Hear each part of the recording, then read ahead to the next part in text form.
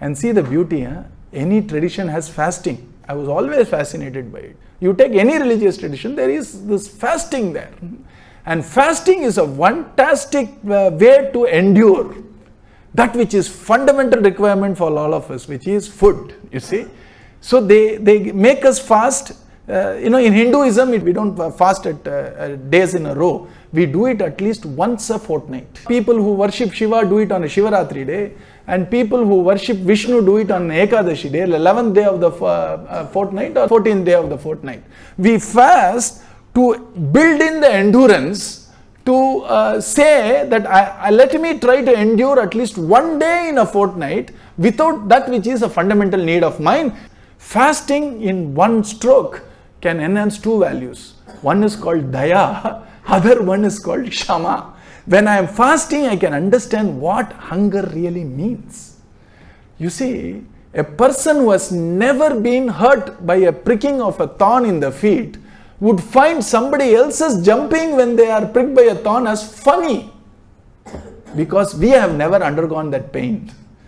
Very beautifully, Narada Maharshi says, when we are put to pain, we are being matured, because the pain gives us a chance to endure, which enhances our kshama, and pain also gives us an opportunity to empathize. Because I understand somebody else's pain because I have been through that. If I had never been through pain, how can I truly empathize? If I never wore a shoe, how can I put my feet in somebody else's shoe? You see? And that is the reason why fasting somehow supplies to two fantastic values. And that is the reason why everybody fasts, even the most wealthy fast. You see, the number one leader of our country fasts. You see, why is there need for that? Empathy. And it also makes sure that we don't take things for granted. Yesterday somebody told me that the greatest turning point in their child's life was when the child went for some OPS camp or whatever, and they realized the value of what is being cooked at home, and not be picky and not just complain about stuff, because that enhances empathy, that enhances our value to appreciate things which we generally take for granted, you see.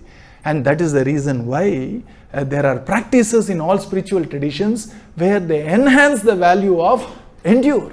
Even endure when you still have options, you see. Optionless endurance will become a little danger if I am not prepared when I had options and I am enduring, you see. And fasting is one such wonderful practice we have to endure. And fasting also helps us to have daya. When they say there are so many people suffering from hunger, we would be ready to take a little ball of rice outside and say, let it be given to them, you see. And in fact, this is a practice in most parts of India, where before I eat, I keep a small portion of my food for all the other beings outside, like crows and the rest, to eat, you see. And the reason why we tell them is to make sure that it propagates.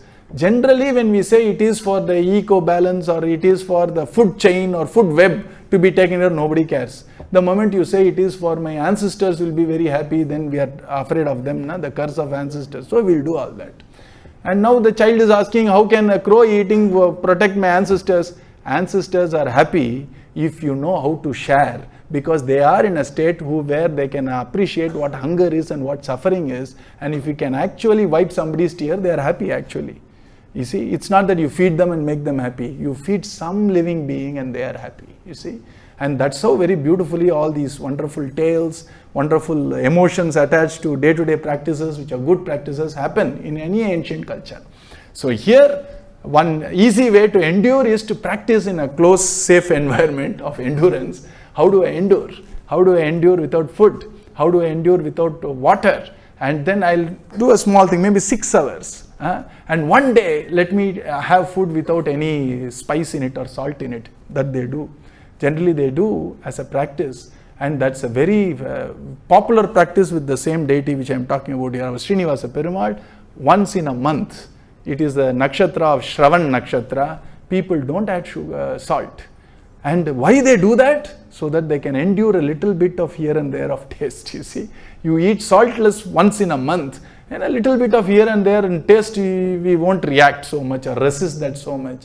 All those practices are there, put in place for us to enhance this endurance, and also to feel a little compassionate, so that what we are chasing for in a normal mundane plane, peace, it doesn't elude us, you see, and that's what is Shanti. And true spiritual flowering comes from Shanti.